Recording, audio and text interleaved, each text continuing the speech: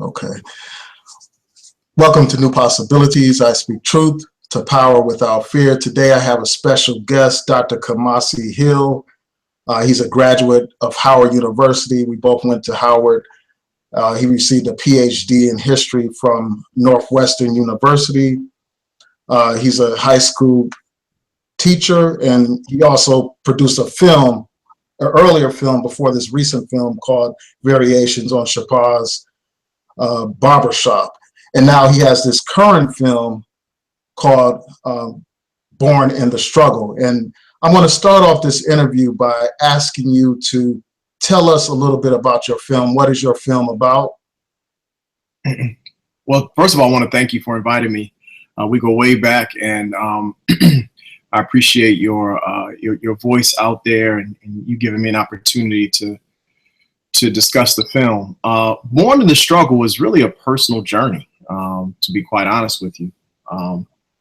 It's a film that, was inspired by my own childhood and being raised by Black power activists on the west side of Detroit in the 70s and 80s with a name like Kamasi.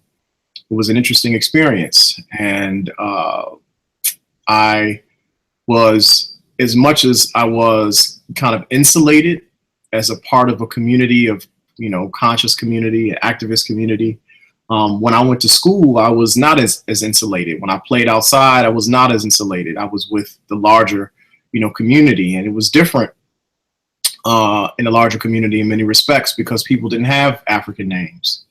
People weren't vegan and vegetarian. People weren't practicing Kwanzaa. People didn't know that Jesus was a Black man. There were so many kind of, there were some clear distinctions between the way I was being raised and the things that, that I was being exposed to in my household that were quite different than, those of my peers. And I didn't really have the language to articulate why, but I just knew it was different. And so this film explores my own childhood as well as connecting with others who also experience, a similar upbringing with activist parents, particularly activist parents who are more on the radical side of the Black freedom tradition struggle. So it's a documentary film that, curates the experiences of the children of Black power activists. And I share my story along with several others. Okay, and I understand that it comes from your own personal experience, but was there one event that really just sparked you or motivated you to just put this film together and start the fundraising process and all that? What was it, one moment that made you realize that this is something that you absolutely had to do? I think the itch, the creative itch, honestly. It was nothing necessarily political. Of course, our people have always, particularly within this context of American society, our people have always, there's always been a slice of our people who've been engaged in radical politics. So that has been the constant narrative in my life, being exposed to folks who are radicals.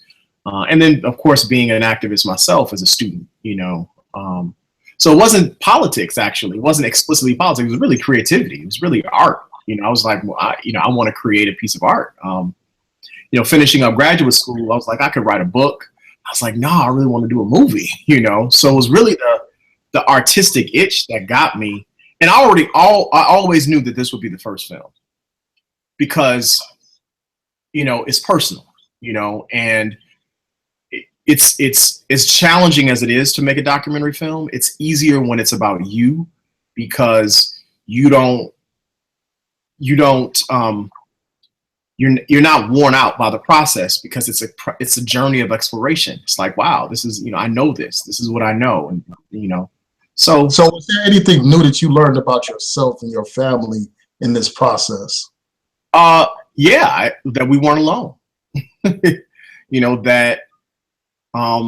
that other folks who we did not know were dealing with some of the same issues. We're struggling with some of the same realities. that and even the same joys, I would say. I mean, just being around like-minded people and being in a community. I mean, it's the conscious community is like any other community, like faith communities. They have their own experiences because they share a particular worldview, right? And people come together and are around that particular faith. The Black Power community was the same thing. You share a particular worldview. You don't have to prove yourself. You don't have to, constantly defend your position. Everybody's on the same page. America and its institutions need to have a radical change, and we are here to help usher in that particular change as best as we can. So people are on the same page. When you're on the same page and you find like-minded people, it's just, it's easier to navigate life that way because you ain't got to constantly defend yourself or explain yourself. So what were some of the same struggles that you noticed, like when you interviewed these other people who had similar experiences? What were some of those struggles that you all shared? I would say they're on the spectrum from the kind of funny and trivial to the serious. So, I mean, I would say on the end of the spectrum, when it comes to the funny stuff, it's just like just having an African name. Like I would say there's maybe one or two people in the film who were not raised in the 70s and 80s who did not have an African name. That was not a popular thing for, Black kids in the 70s and the 80s, in the early 80s. It became more in vogue, but right. I mean, nobody had my name. I mean, we couldn't go to the gas station or the convenience store and look up the keychains and and find our names on it. No, I mean, so it was just interesting kind of hearing some of those stories of like how people negotiated just dealing with their name and trying to explain that to their friends. Right, I know exactly what you're talking about because of my last name. I always heard it, like people would always ask me about my last name. Many of the people who were in the movement, also either were not a part of the traditional Black Christian community or were more on the radical end of the Black Christian community. Like I was born in a church, but it was a radical Black church, Black nationalists, Black Christian nationalism. It wasn't like evangelical churches. It wasn't like mainstream Baptist churches. So, we didn't celebrate, Christmas and other holidays similarly like other folks. And I found that too. On the other side, I would say that some of the same struggles with absentee parents. The movement came first.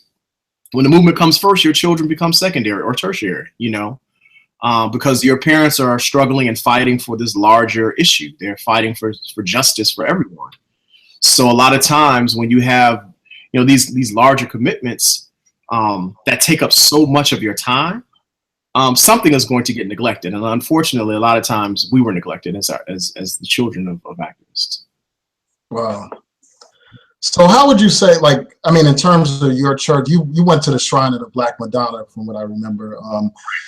So how would you compare that to, the traditional Christian church? Because a lot of people have this idea that religion, some of these people who are so-called conscious have this conception that somehow any kind of Christianity or religion is something that's adversely affecting the Black community or is a tool of oppression.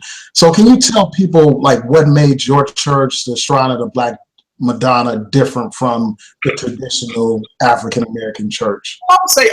I'd say there's always been a varying kind of, first of all, there's always been a Black religious pluralistic tradition, even within the context of Christianity, right? So, it's not,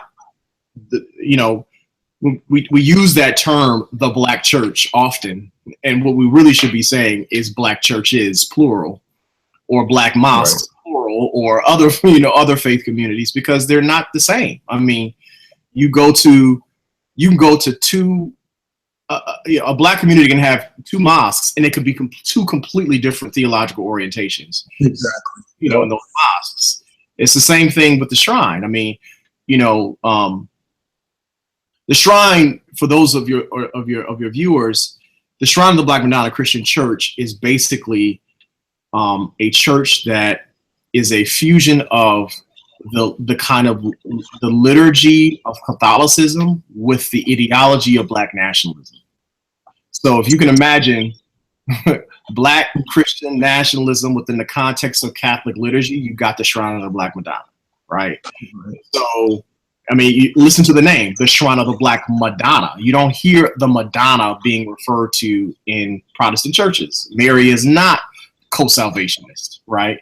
But there is an emphasis on Jesus Christ being the son of a Black woman, right? And articulating that grand old tradition of the Black Madonna, which of course is very popular in certain countries in Europe. The Black Madonna is revered, you know. So, I mean, you know, even Europeans know that Jesus was, even they painted Jesus as a Black boy and Mary as a Black woman. So, yeah, I've seen pictures of like the Pope, for instance, praying before a Black Madonna. Absolutely. I mean, so it's not, you know, it's not foreign. It's very old.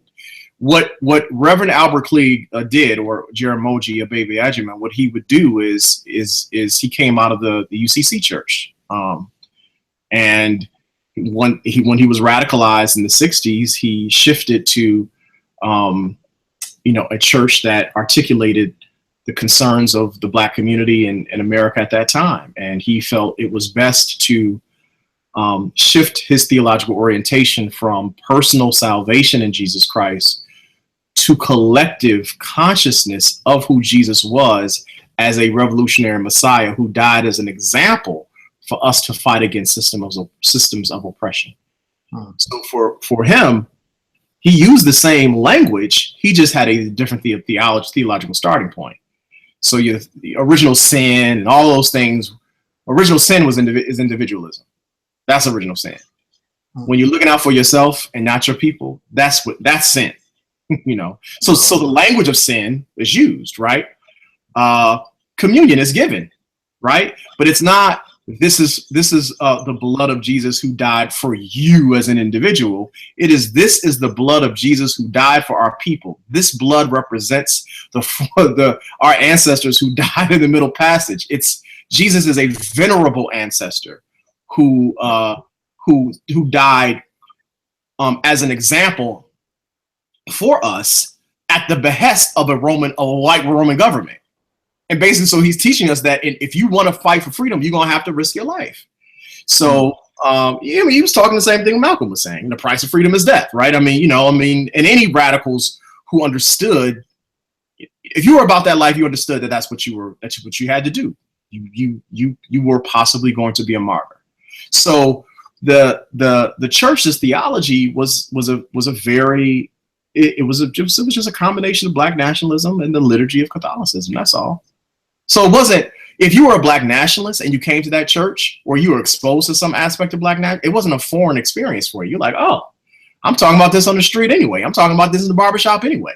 So he was able to generate, a following because it wasn't a foreign thing to folks. I mean, talking about building a Black nation is old, man. I mean, that goes back to Garvey. I mean, it goes back to Edward Wilmot Blyden. It goes back to, Henry Highland Garnett. It goes back to Henry McNeill Turner. I mean, it goes back to David Walker. I mean, it's old, man. I mean, it's not, these traditions are not new. I mean, Garvey, and I'll just say this last point, Garvey, wasn't simply a political activist. The UNIA was a religious organization. Right. That's something that people don't realize. Like a lot of these people who celebrate Garvey, they don't realize the role that religion played in that movement. Of course not. I mean, but because I think we have this, and I understand the critique. I think the critique is churches as an aggregate. We have to be cognizant of the role churches as an institution play in contributing to or being stagnant in terms of fighting for liberation. So I understand. Yeah, we could do a whole discussion just on that. I understand where folks are coming from. It's just not a nuanced conversation. Right. A lot of times it's a very narrow conversation. And I'm just saying, just nuance it. I don't mind critique, and the church, the Black church has been long enough to absorb critique. I mean, it is not like, and it ain't going nowhere anytime soon. Right. You know, Yeah, so I just want to make an announcement to those people in the chat room. Someone asked, what's the topic? For those of you who don't know, I'm interviewing filmmaker Dr. Kamasi Hill. He has a film that's already been screened a few places, and it's going to be screened some other places. And that film is titled Born in the Struggle. It's about Black families who grew up in a conscious household and the continuation of that legacy.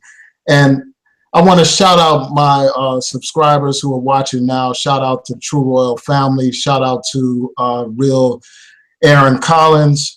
Shout out to It's Me, Mia. Shout out to all of y'all. Thanks for tuning in. And Kamasi, so I want to go on to the next question. And I want to ask, like, who is featured in your film? I have an idea. I know some of the people, but can you tell our audience who is going to be in the film or who's in the film? Okay, so I'm telling the story, so I'm in the film. I would say I'm not gonna name everybody who's in the film because I interviewed like 13 people. I'll say that the most recognizable parents are, I interview Kwame Toure's son. For those of you who don't know, Kwame Toure is Kwame Toure or Stokely Carmichael. I interview his son Bokar Toure. I interview the senior writer for the Atlantic magazine and the writer of Between the World and Me, Ta-Nehisi Coates. I interview him. His father was a Black Panther, Paul Coates. I interviewed Dick Gregory's daughter, Ayanna Gregory. I interview Amiri Baraka's son, Ras Baraka. And the other person who's featured in the film quite prominently is the daughter of Steve Whitman and Teresa Perry. Her name is Professor Imani Perry, who's at Princeton University now. Her parents were both activists, both in the South and the North. So there are several other folks, children of Panthers, children of folks in the New African Republic. I mean, all these radical folks I interview. But those are probably the more prominent names that folks will recognize. So when you interviewed Raz, and we both know Raz, we were part of the same organization back in the day. When you interviewed him, was he the mayor at that time when you interviewed him, or was he a city councilman? He was the mayor. I think it was maybe 6 or 7 months in. But yeah, he's the mayor of Newark. Very busy man, it was hard to get an interview with him, even though, we go way back. But we were able to do that, and it was a great conversation. Mm-hmm. So what would you say, what do you think about the transition from protesting to politics? Like, you notice, for instance, Raz, his father is Amiri Baraka, one of the greatest, a legend in the Black conscious community and just the struggle in general. And he's known for protest and, Black activism and all that kind of stuff. And Raz is now the mayor of Newark, as you pointed out. And what do you think about that transition, the transition from protest to politics and, the difference between our generation and our parents' generation? I think it's a different time. Our parents' generation, particularly those who are fighting again, on the radical side, were coming out of a context where lack of access to certain institutions was still very prominent. The gap, the wealth gap between the poor and the middle class was even more pronounced. And there wasn't a model for them in terms of a radical social movement within the context of an emerging, a post-World War II society. They didn't have a model. There was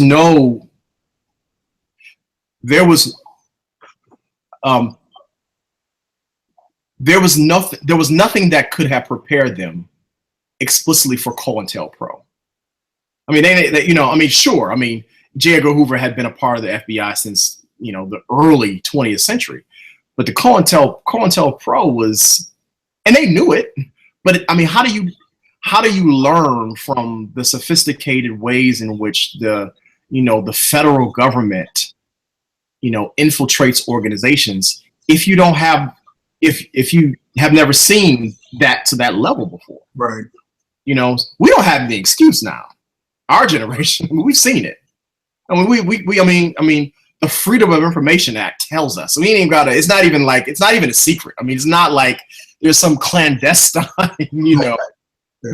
papers that we got to look through to find out what the government is capable of. No, I mean, it's out there. Yeah, I mean, and it's funny that you mentioned that, because like recently there have been some articles released about how the government in New York City, for instance, investigated and infiltrated the Black Lives Matter movement there. Yeah. It's nothing new. So I say that to say, the levels in which, I mean, the realities of which we are faced with are different.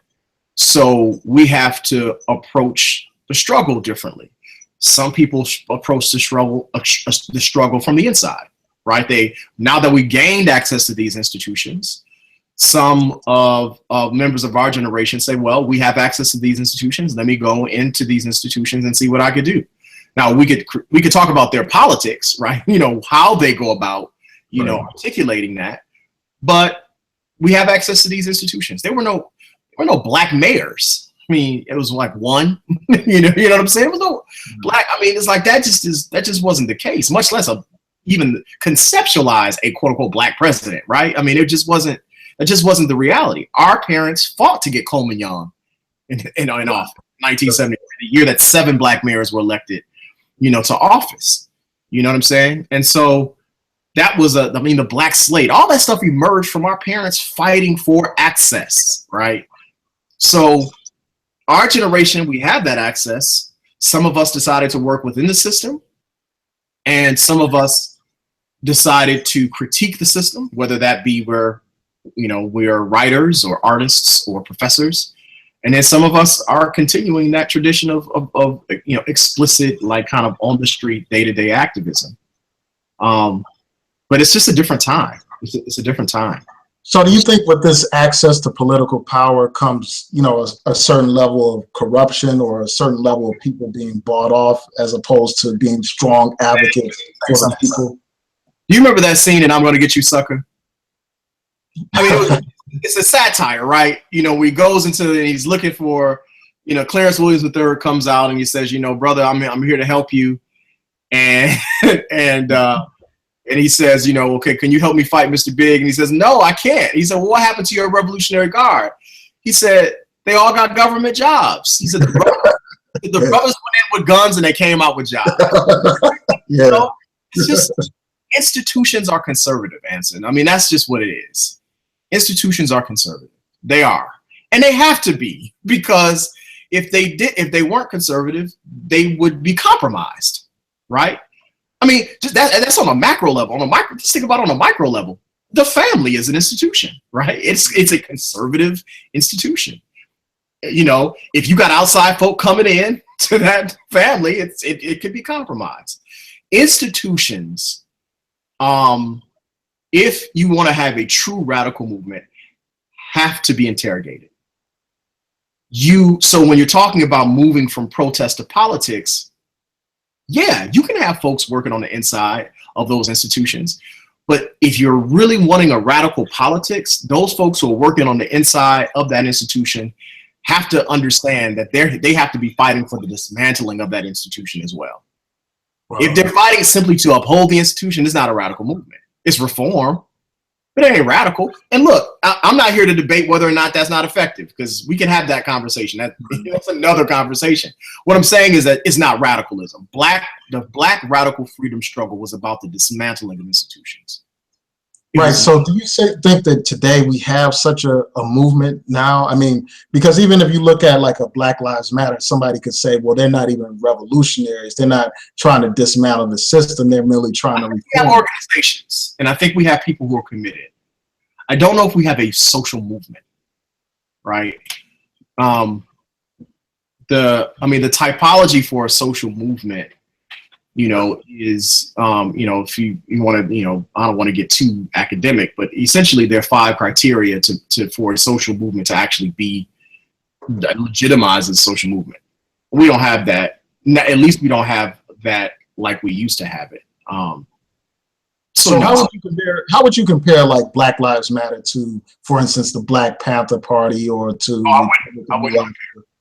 I would say the form of Black Lives Matter and the content of Black Lives Matter, you can't really compare. You can say they're young people. You can say, it's you can't really compare. It's a different time. I think the best comparison is the spirit of young people are interested in change, right? And the same thing with Black Panther Party was young, man. These weren't 30-year-olds. Yeah, that's right. They were very young. You know what I'm saying? Many of them were college students, some were not, right? Black Lives Matter, millennial, these are young folks. So I would say the spirit of the Black Panther Party is similar to the spirit of the Black Lives Matter movement, in that there is a desire to make strides in fighting for racial justice and social justice. And I would say there's an attempt to love Black people. And I say there's an attempt because you can't really have a radical freedom movement without love. It just doesn't work. It just doesn't. Cause the people will disappoint you, man. You know what I'm saying? And so you can't allow their disappointment of you to prevent you from fighting. You and I both have a very keen understanding of, the anti-colonial struggle in Africa. From Amilcar Cabral to Kwame Nkrumah to Jomo Kenyatta those were Black love movements. Because trust me, those folks were disappointed all the time. Amilcar Cabral said that in Revolution in Guinea. He said the most difficult part of this revolution was not fighting against the Belgians, was fighting against the internal dynamics of our organization. If you don't love folks, it's not gonna change. So I'd say that, Black Lives Matter is what, 4 years old? Right, something like that.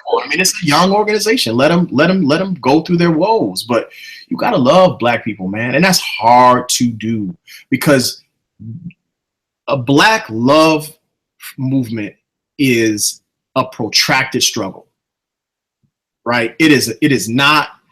I'm doing this for a couple of years. It's a I tell my U.S. history students all the time. The women's suffrage movement started in the 18th century. White women got the right to vote in the 1920s. That's 150 years of women fighting and dying just to vote for some crappy ass mayor. You know what I'm saying? Who didn't have their best interest at heart anyway. That's a long time. Mm-hmm. But that's also what you need is for a social movement.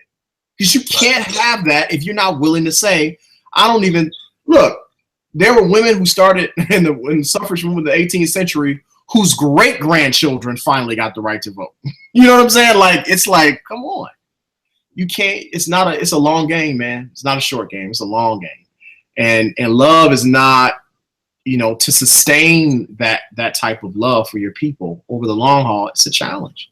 And that's why I think my movie is such a great example of that, because it kind of highlights the virtues and the perils of that. Like, who pays the price when you are part of this Black love movement, Right. So let me ask you this, some people talk about how today's generation is a disappointment. Like when they look at the violence that continues, I saw a picture, a meme that my brother posted on social media, and it has a picture of Dr. King crying, talking about this is not the dream that I imagined. It features women who are ratchet, and then these guys that, have their pants sagged down. And then you have, the thug image, the violent image. And a lot of this is perpetuated in the music and in the culture, in the films and all that kind of stuff.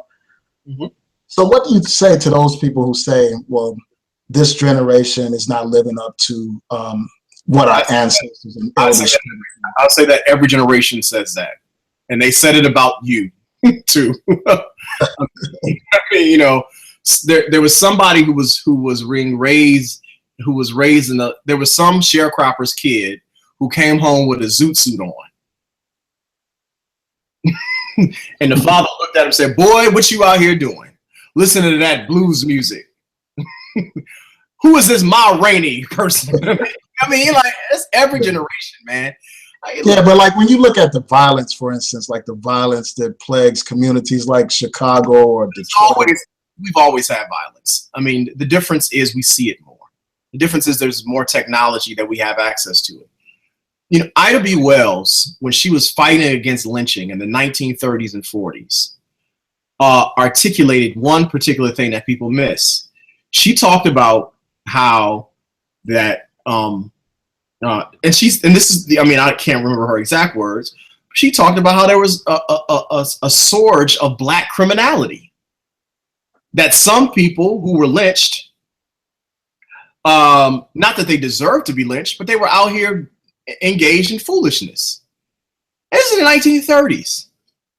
I mean, Mary Church Terrell. I mean, there's so many folks who talked about the violence that was happening. Listen, I'm not saying that we shouldn't critique interracial violence, community violence, neighbor to neighbor violence. I hate the term Black on Black crime. It's just, yeah, I hear you. But I mean, I'm not saying that we don't need to fight against that. I'm saying that we need to first acknowledge that there are several people who do and several institutions that do. Right? I mean, there are organizations, both civic, social, and religious, that counsel families, that deal with stuff on the micro and macro level every single day when it comes to communal violence. It's not like we don't have Black institutions. And yes, do we have some Black institutions in those neighborhoods that abdicate their responsibilities? Sure. But we have some who don't.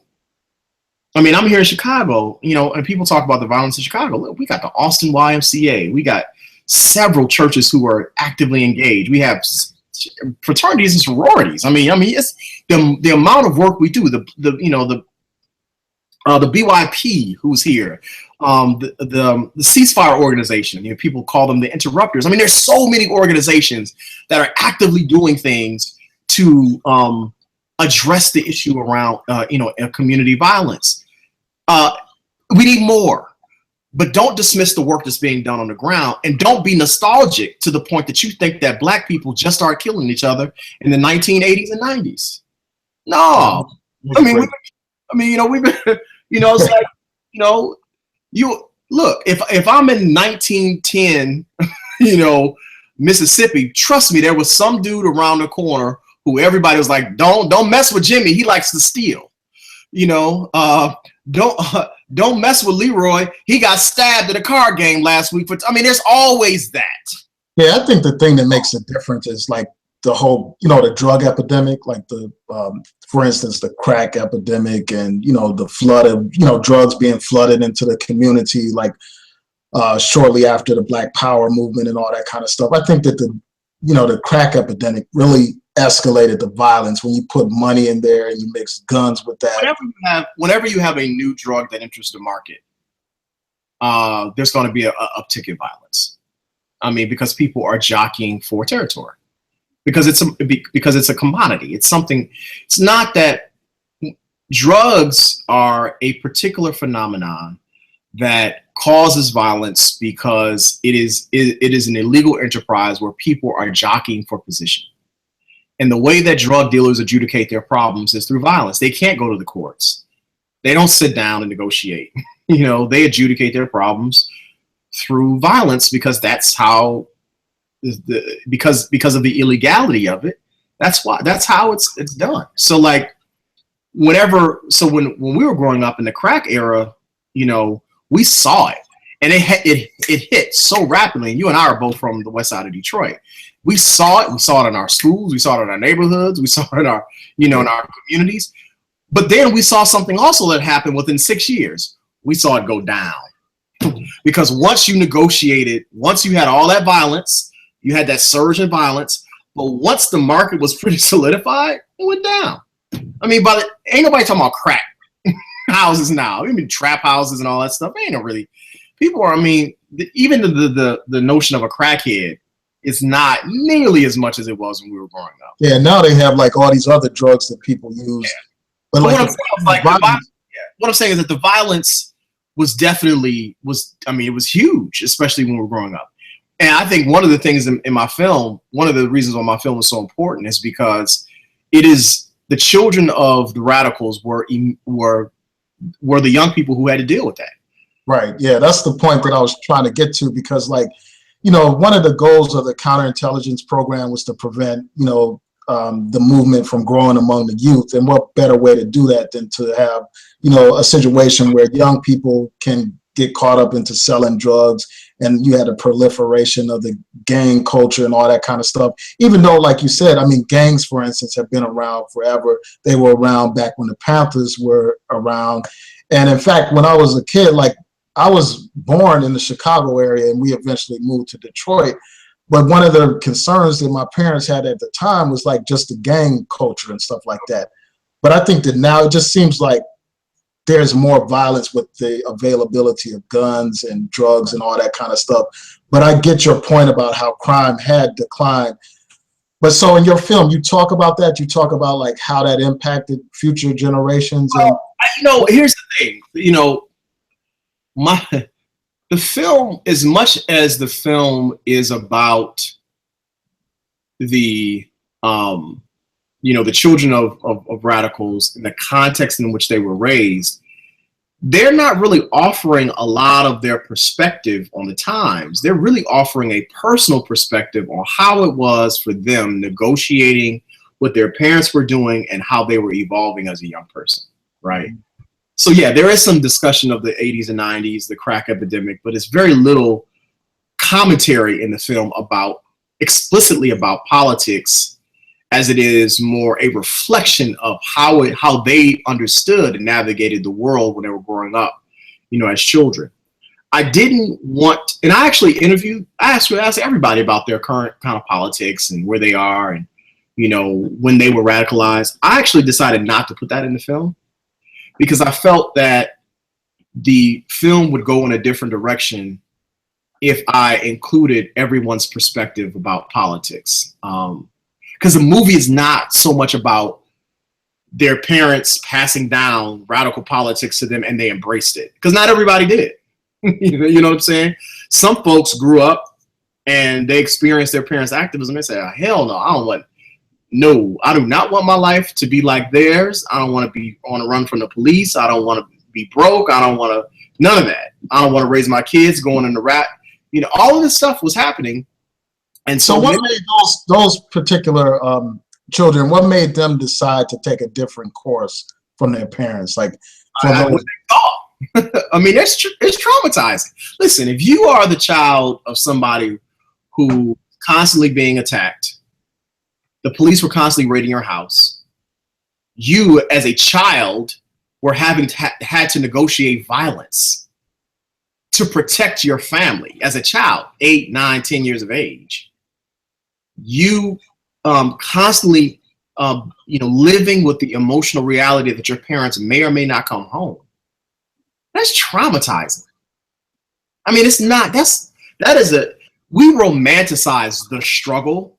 Like it was like people were like, Black freedom. No, dude, you're talking about a constant existential threat against your life, against your friend's life, against your family's life. Constant, by the federal government, not simply the local police, not simply the state police, but the feds. Because you're fighting for justice. You ain't doing that. Like that's what I'm saying. It's like so like you're a kid and you see this happening. You have some ideas about that, and those ideas may not necessarily be in line with where your parents were, and we explore that in the film. So what are some favorite moments in the interviews? I would say 2. I would say my favorite moments in the interviews are when people talk about the role of hip hop music and conscious, what we call conscious rap of the 80s and 90s, and how it was a confirmation of what their parents had taught them. I mean, I remember my parents going to see Ivan Van Sertima, right? But I was like, okay. But I remember hearing Ivan Van Sertima's voice on a Public Enemy record, Fear of a Black Planet. And I was like, whoa, okay. My parents talked about Ivan Van Sertima, right? I remember my mother talking about Asada Shakur, Joan Chesimard, but I remember hearing, about Joan Chesimard. Yeah. I remember, my father talking about Egyptology and Amun Ra, but I remember hearing that in X-Clan album, right? So it's like that was probably one of my favorite moments in the movie. And I think another one of my favorite moments in the movie, honestly, is the discussion around, some of the memories that they had with their family, good and bad, and like some of the more intimate moments, because we don't really hear that. We're not exposed to the intimate moments that, freedom fighters have with their families, because we don't view them as, people who have like families. We view them as freedom fighters. No one, to humanize a Stokely Carmichael and talk about how he was playing with his son and teaching him how to swim. That's not usually what we're talking about when it comes to Brother Kwame Ture. When we talk about Brother Kwame Ture, it's not, it's not that. Right, we're talking about other, issues around, Pan-Africanism and socialism and the legacy of the freedom struggle in Africa. Those are the things we talk about with him, Black Power. And talk about how he was teaching children how to swim, that he was buying, his son certain toys that were affirming toys, that, they would have long discussions about hip hop music and culture and listen, dance and the food they ate. I mean, we don't hear those stories. So I wanted to kind of humanize them in the very complex ways that they should be humanized, right? So not romanticize who they were, but to humanize who they were. Because not every story in this film is something that is affirming and flattering of the parents. Some of these stories are revelatory about the limits of their humanity, So what is that? Audience. Say that again? Yeah, I think you got to turn it because there's going to be. Turn it off? Yeah, like you can hear me now. Like I don't hear the echo now. It's good. Yeah, so I wanted to can you give us some examples of those moments that you were talking about, like where I got to see the movie, man. You trying to just give us a little teaser or something, I will say this. I'll say that there's one story in the film where one of the subjects talks about her parents abdicating their role because the movement came first, and she unfortunately was a victim of sexual violence at home. And so your parents aren't there to protect you. They're out fighting, protesting, and child is at home and she's vulnerable to these capricious forces. And a lot of times I think our parents romanticized their own trust. I mean, they thought because they were part of the same community and same movement that they could trust each other, and it's not necessarily the case. We now, of course, hear so many stories about sexual violence, about rape, about misogyny. There's so many different issues that came out that were happening internally, drug use, that were happening in these movements that really shed some light on their own, like I said, their own limitations of their own humanity. I mean, it's just like this, that part of, the social movement is not really talked about a lot, but it's real, So how did you go about creating this film? Like what were the first, the steps that you made? Like if you were to give somebody a roadmap as to how you went about creating so I think you have to have an idea of what you want to, of kind of where you want to go, a roadmap, a thesis statement. You have to be clear also about being committed to the process. because the process will take you in different directions. And you kind of have to go with it. I think the biggest thing is access. Like, how do you find these people? Who do you know? How do you get them to trust you on camera to tell their story and you ain't paying them? You know, like that was the biggest challenge. And the second biggest challenge is finances, is raising money for the film to get it out there.